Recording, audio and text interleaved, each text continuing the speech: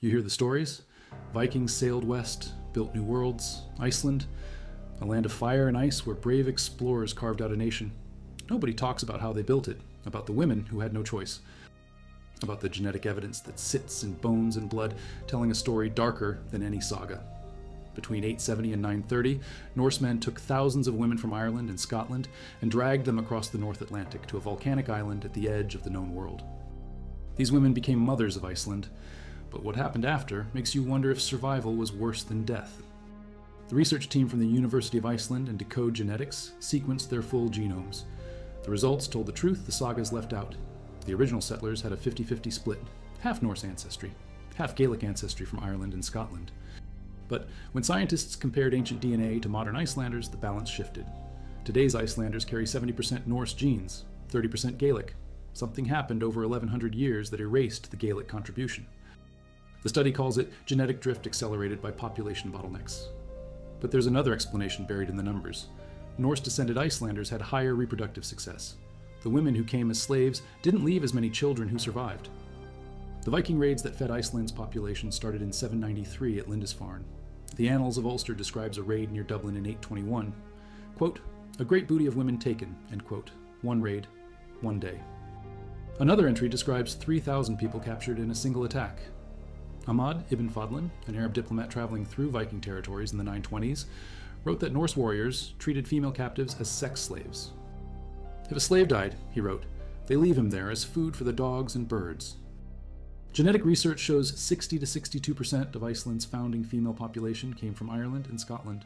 For males, 80% came from Scandinavia. That's not migration, that's forced relocation. Women taken in raids, carried across 1,000 miles of ocean, deposited on an island with no escape.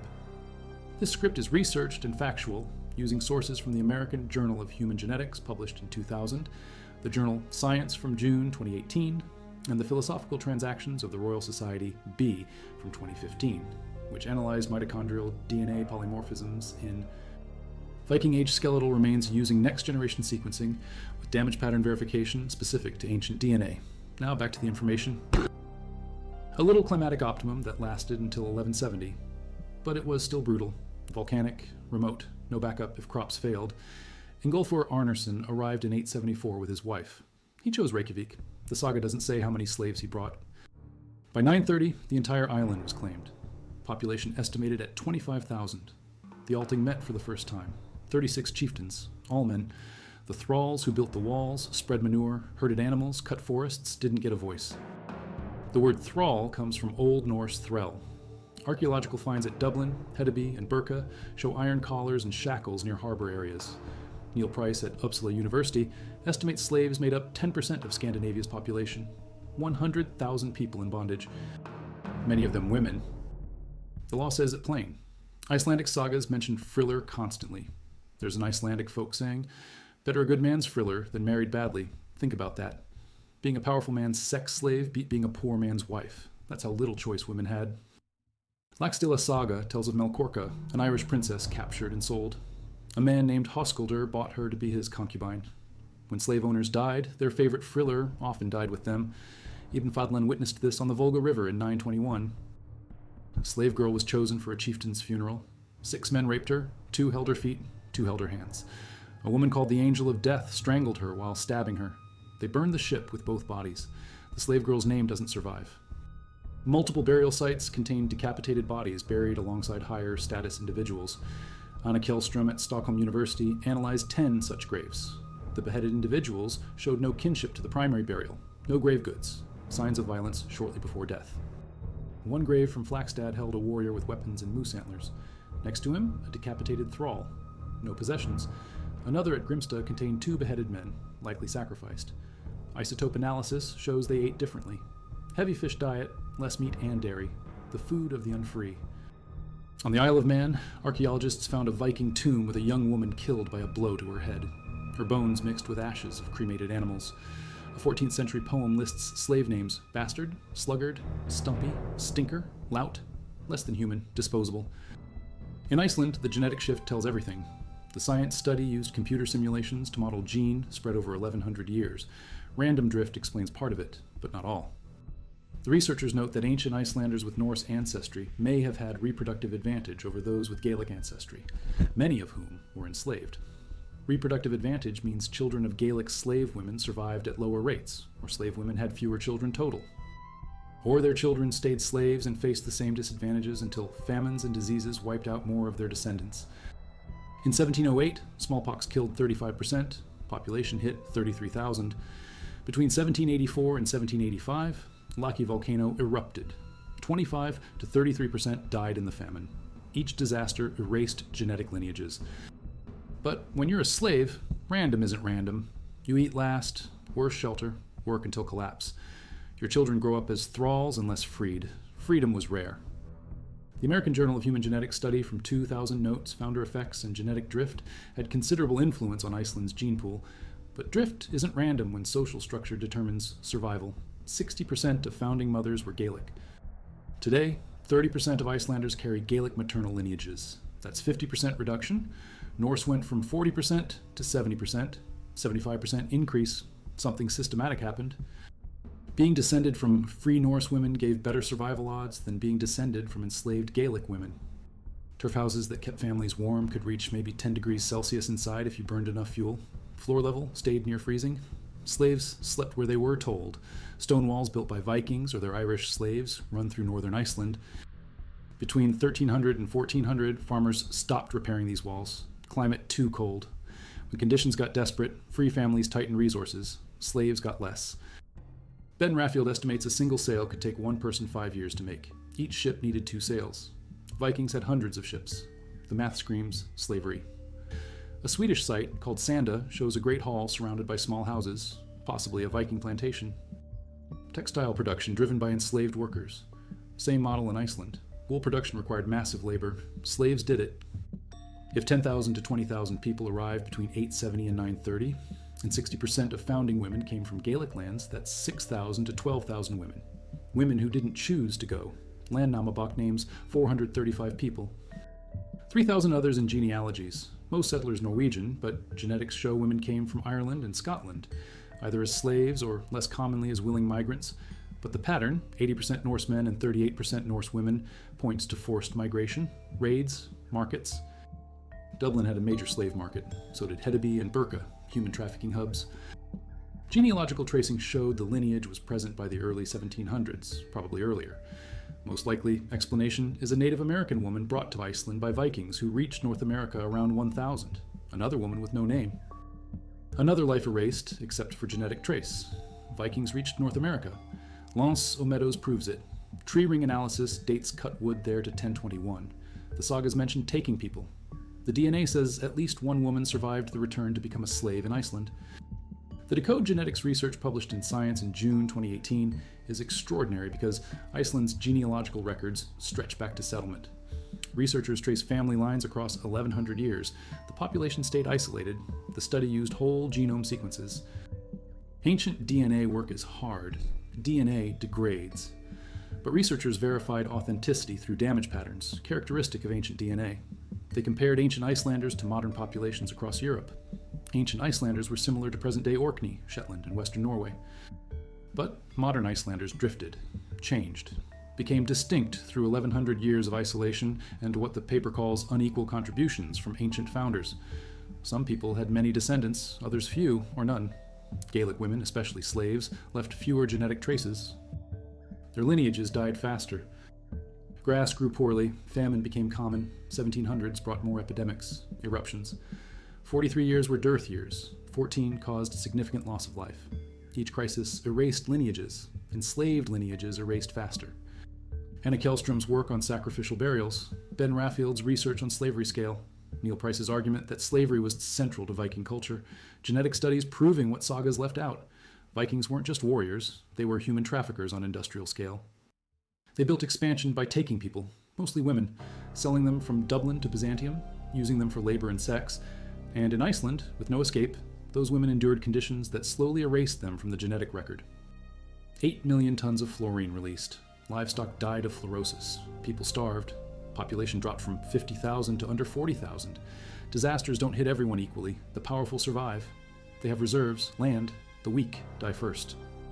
Slaves and descendants of slaves were always the weak. D. Grass grew poorly, sheep and cattle struggled, famine became common. The 1700s brought more smallpox epidemics, volcanic eruptions. The population fell again and again. 43 years in the 18th century were described as dearth years with severe weather. 14 of those years caused significant loss of human and animal life. Each crisis was another genetic bottleneck. Each one erased more lineages, but enslaved lineages erased faster. The story the DNA tells isn't about adventure. It's about thousands of women taken by force across an ocean to a volcanic island at the edge of the world. Women who had no choice, who worked as slaves, who were used as concubines, who bore children into a system that saw them as property, who survived famines and plagues and eruptions if they were lucky, whose genetic contribution to modern Iceland is now 30% instead of the original 50%, because their descendants faced harsher conditions generation after generation for 1100 years. The sagas don't talk about this. The Landnám mentions slaves in passing, but rarely names them. The histories written centuries later by Christian monks tell stories of brave settlers and feuding chieftains. They don't tell you that Iceland was built on the backs of Irish and Scottish women who never wanted to go there. Neil Price's argument that slavery was central to Viking culture, not peripheral, genetic studies that prove what the sagas left out, all of it points to the same truth. Vikings weren't just warriors and explorers, they were human traffickers on an industrial scale. They built their expansion by taking people, mostly women, selling them in markets from Dublin to Byzantium, using them for labor and for sex, killing them when convenient. And in Iceland, a place with no escape routes and no rescue, those women and their descendants endured conditions that slowly erased them from the genetic record. The volcanic eruption in 1784 and 85 that killed 25 to 33% of Iceland's population was the Laki eruption. It lasted 8 months, 15 cubic kilometers of basalt lava, 0.91 cubic kilometers of tephra. 8 million tons of fluorine released into the air. The aerosols built up. The northern hemisphere cooled. Iceland's livestock died of fluorosis. People starved. The population dropped from around 50,000 to less than 40,000. When you're hanging on by a thread, disasters like that don't hit everyone equally. The powerful survive. They have reserves, land, connections. The weak die first. Slaves and the descendants of slaves were always the weak. Fishing became more important than farming. Coastal towns emerged. People emigrated to North America in the 1870s to escape famine and overcrowding. Gimli in Manitoba became home to the largest Icelandic population outside Iceland. Today, Iceland has 330,000 people, one of the most genetically studied populations on Earth. Decode Genetics has DNA records of virtually everyone on the island. That data makes it possible to trace genetic changes across centuries, to see how a population forms, how it changes, how some lineages grow and others disappear. The research is valuable for understanding human genetics, for connecting genes to traits and diseases, but underneath the science is the human story. The women who had no names in the sagas, who left traces in bones and blood but not in history books, who built Iceland whether they wanted to or not. In 2018, when the Science Journal published the genetic study showing modern Icelanders are 70% Norse and 30% Gaelic, the authors framed it as a fascinating example of how a population is shaped by its environment. The harsh and marginal conditions of medieval Iceland, they're right, but the environment includes social structure. It includes who had power and who didn't, who was free and who was enslaved, who had children that survived to have more children. Environment isn't just weather and volcanoes. It's the difference between being the wife of a chieftain and being a slave in that same chieftain's household. In 2015, the Philosophical Transactions of the Royal Society published research on mitochondrial DNA variation in Viking Age Norway. Researchers extracted DNA from 80 individuals in late Iron Age burials. 45 sequences were verified as genuine ancient DNA through damage pattern analysis, characteristic of degraded genetic material. The study found that ancient Norwegians were genetically similar to ancient Icelanders and to present-day people from Orkney, Shetland, Norway, Sweden, Scotland, England, Germany, and France. But the Viking Age population had higher frequencies of certain mitochondrial haplogroups than their modern descendants. U, V, and I haplogroups were more common then. T and H were less common. 3 individuals carried haplotypes rare in Norway today: U5, B1B1, haplogroup A. An uncommon variant of H. That genetic diversity existed in the Viking Age and largely disappeared by now. Drift, bottlenecks, migration, all contributed. But the study notes that Norse women were important agents in the overseas expansion and settlement of the Vikings. Important agents. That's careful academic language. What it means is Norse women traveled with the men. They migrated willingly, they had status, their children had status. Gaelic women, by contrast, came as slaves. Their children were thralls. Genetic contribution diminished over time for a reason. The settlement of Iceland happened during what historians call the Little Climatic Optimum, warmer temperatures that lasted from around 870 to 1170. Perfect timing for migration, less ice, easier sailing, better growing conditions. But that warmth ended. By the 1300s, Iceland faced a long-term cooling trend. The climate didn't worsen consistently. There were warm spikes, one from 1200 to 1260, but overall, temperatures dropped, glaciers advanced, growing seasons shortened, life got harder. By the 1700s, Iceland entered the worst century of its 1100-year history. Famine, disease, volcanic disasters. The population that had reached 70,000 in 1200 fell to 40,000 by 1800. 30,000 after the smallpox epidemic of 1708. Those who survived did so by luck or resources. Slaves and their descendants had neither. The Decode genetic study also found that repeated famines and epidemics led to substantial loss of sequence diversity from the Icelandic gene pool. Loss of sequence diversity is technical language for lineages dying out, genetic variants vanishing. When half your population dies in 3 years from plague, which lineages survive is partly random, but it's also partly determined by who had better food, better shelter, better care when they got sick. Free families took care of their own. Slave families had no one. The genetic record shows the result: 1,100 years of unequal survival, unequal reproduction, unequal contributions to the modern population. The ruins of longhouses, stone walls built 1,000 years ago, turf-roofed farm buildings that held families through brutal winters. What you don't see are the women who built it, the Gaelic women who crossed the North Atlantic against their will, who worked the land, who bore children into a system that gave them no rights, who survived or didn't based on luck and the whims of their owners, whose genetic contribution to modern Iceland is now 30% instead of 50% because their descendants faced disadvantages that compounded over 40 generations. The landscape is beautiful, the history is brutal, both are true. All based on ancient DNA, verified through damage pattern analysis, all showing the same pattern. Iceland's founding population was 50-50 Norse and Gaelic. Women especially were Gaelic. 60 to 62% of the founding mothers came from Ireland and Scotland, most as slaves. Their contribution to modern Iceland is 30%. That's not random drift. That's systematic disadvantage playing out over centuries. The authors of the science study model it with computer simulations. They show that with the demographic history Iceland experienced, the bottlenecks and famines and isolation, genetic drift could shift the population composition. But they also note that Icelanders with Norse ancestry may have had a reproductive advantage. They say it carefully, academic language. Peer review, but the data is there. Read between the lines. Slave women and their descendants left fewer survivors. Multiple individuals in Viking Age graves show strontium signatures different from local populations. They came from elsewhere. Some were brought as slaves. Some were born into slavery in the same place as their masters, which the research notes means many thralls were born into bondage, not just captured in raids, multi-generational slavery. Children born to slave mothers became slaves. Their children became slaves. Freedom was rare. Legal codes made it difficult. Social stigma followed freed slaves for generations. In the American Journal of Human Genetics study from 2000, researchers calculated the demographic history of Iceland based on historical records and genetic data. The population started at 10,000 to 20,000 in 930. It grew to 70,000 by 1200. Then it collapsed. 45% died in the plague of 1402 to 1404. 35% died in the smallpox epidemic of 1708. 20 to 33% died in the Lakey famine of 1784 to 85. These aren't estimates from genetic models. These are historical records, chronicles, church documents, tax records. Iceland kept detailed records. The population crashes are real. Each one a bottleneck that eliminated genetic lineages, and in each one, the vulnerable died first, the enslaved. The poor, the descendants of the enslaved.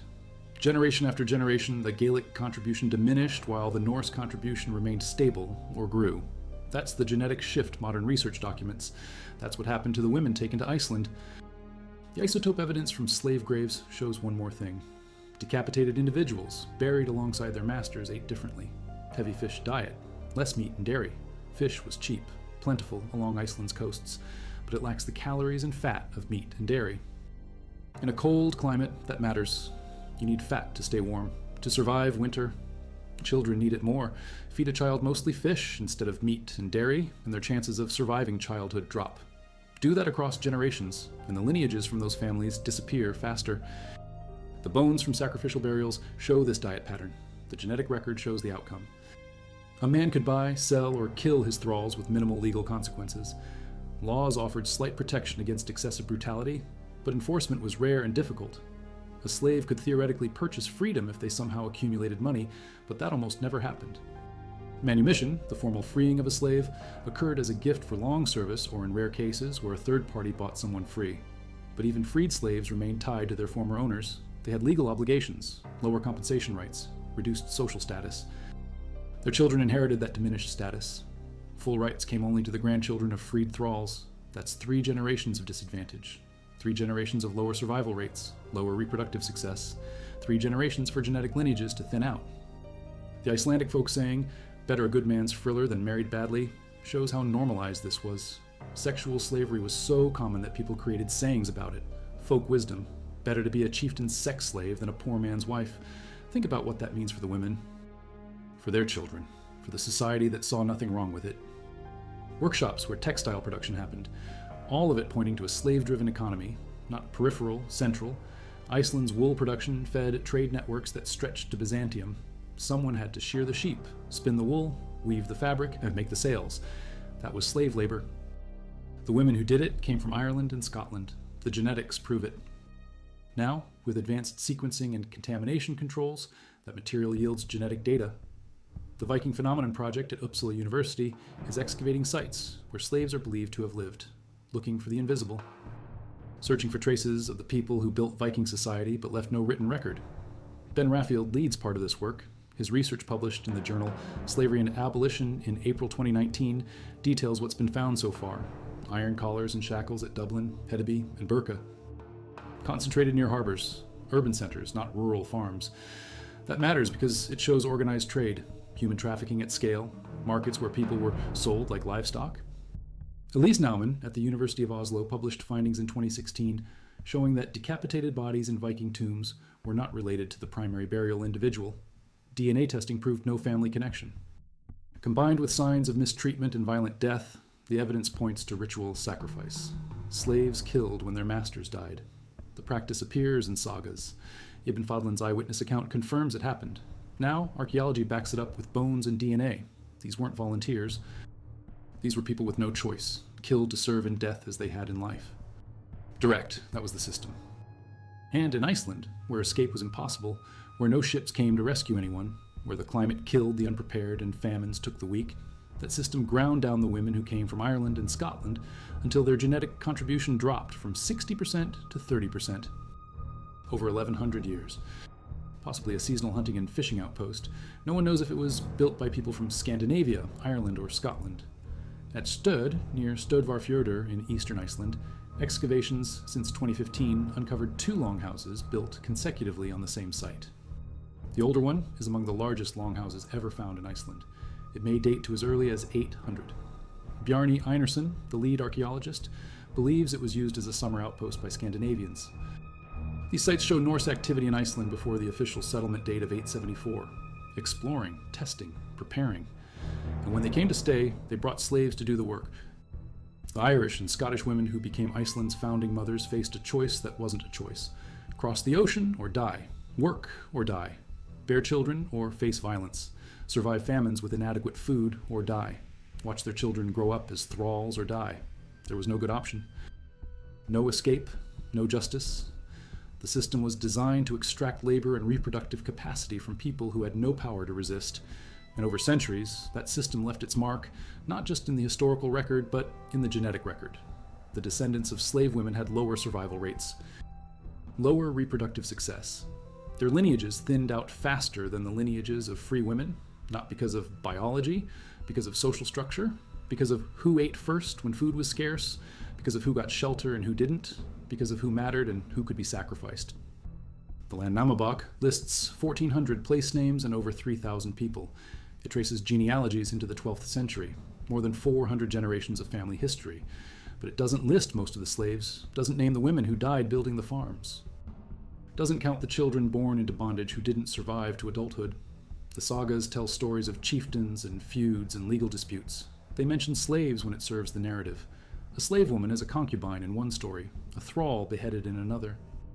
But they don't tell the truth about what it cost to build Iceland, about the women who paid that cost with their lives and their freedom and their children's futures.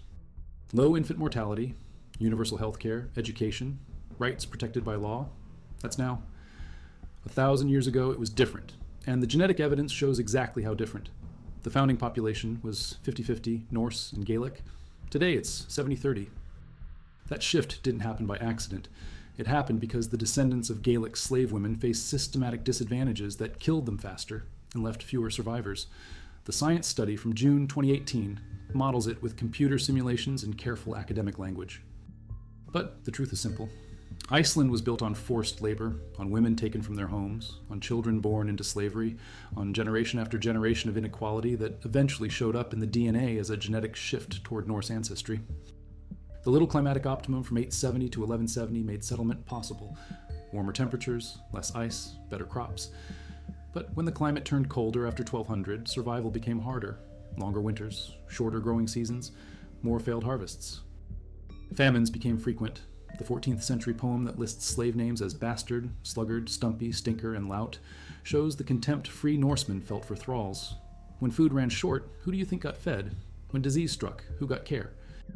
When the plague came in 1402 and killed 45% of the population in 3 years, who died first? The vulnerable, the powerless, the enslaved and their descendants. Tax rolls. Chronicles kept by monks and law speakers. Iceland's population crashed repeatedly. Each crash erased genetic diversity, eliminated lineages. The American Journal of Human Genetics study from 2000 notes that founder effects and genetic drift had considerable influence on the Icelandic gene pool. Founder effects happen when a small group starts a new population, carrying only a subset of genetic diversity from the source population. Genetic drift amplifies random changes, especially in small populations. Iceland experienced both, a small founding population. Repeated bottlenecks that made the population even smaller. Isolation that prevented new genetic diversity from flowing in. All of it increased drift.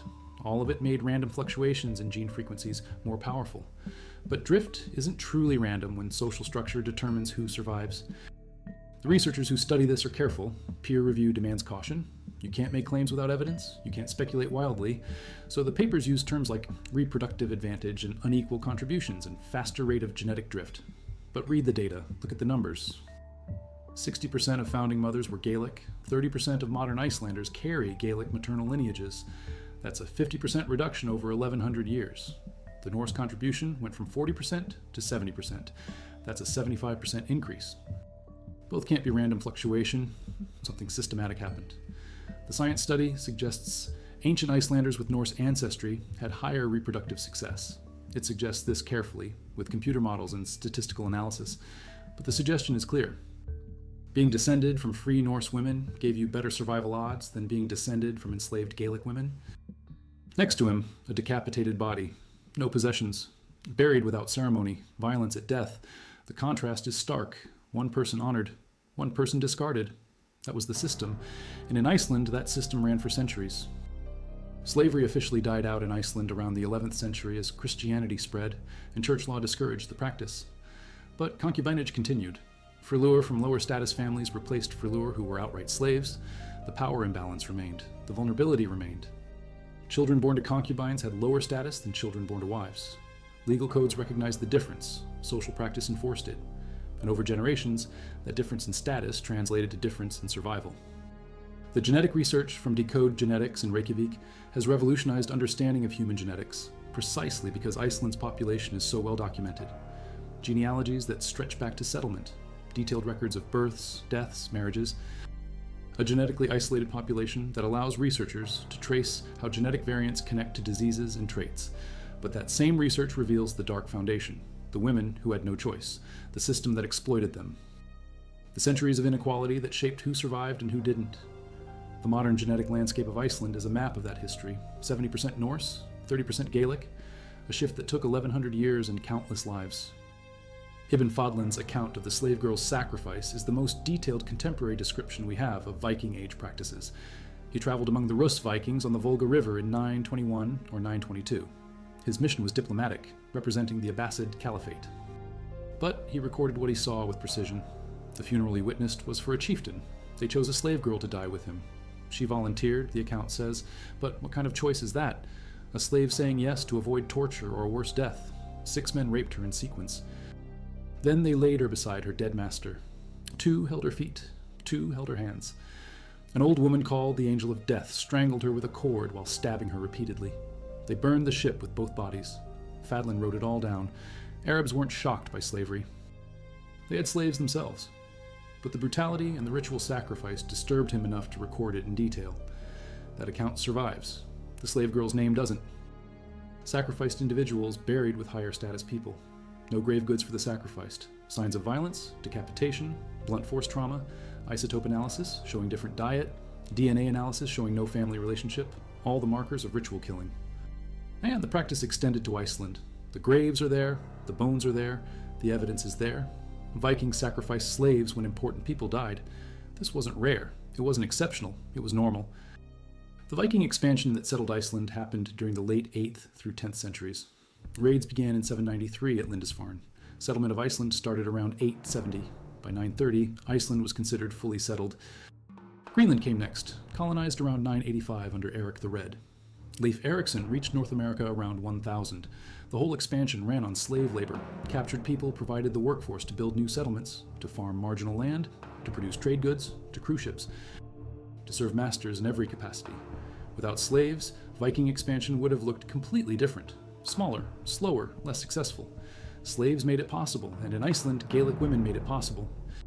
The demographic history of Iceland after settlement shows slow growth punctuated by catastrophic declines.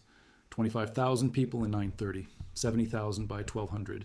Then the crashes, 45% dead in 3 years from plague in 1402 to 1404. The survivors numbered around 38,000. Slow recovery until the next disaster. 35% dead from smallpox in 1708. Population hit 33,000, the lowest point since settlement. Recovery again until Laki erupted in 1784. 20 to 33% dead in the famine. Population fell below 40,000 again. Each disaster erased progress. Each one eliminated families, lineages, genetic variants, and each one hit the vulnerable hardest. No cushion, no reserves, no power to protect themselves. The research published in Polar Record in January 2025 traces Iceland's demographic transition from settlement to present. The article notes that harsh climatic conditions, periodic epidemics, and numerous natural disasters were not conducive to robust population growth. The population stayed small for centuries, vulnerable to shocks, isolated from outside help, the Malthusian trap in action. Every time the population approached the land's carrying capacity, disaster struck, famine, disease, volcanic eruption. The population fell, reset, started recovering. Approached the limit again, another crash. The pattern repeated for centuries. And in each cycle, the descendants of slave women died at higher rates because they had less to begin with. In the medieval period, surviving to 40 was an achievement. Most people died younger. Children died constantly. Infant mortality was brutal. Women died in childbirth. Men died in accidents, violence, disease. Everyone died in famines and plagues. But within that brutal baseline, inequality made it worse for some. Free families protected their own. Slave families couldn't. That's the story the genetics tell. That's what happened to the girls taken to Iceland, not quick death. Slow grinding disadvantage across generations until their contribution to the modern population was half what it should have been based on the founding numbers. Genealogies passed down. Some of it is accurate. Place names are often correct. Family relationships can be verified. But it's not a complete historical record. It's a selective account written by Christians looking back on a pagan past. It emphasizes legitimate settlement, free families. Chieftains claiming land. It mentions slaves in passing.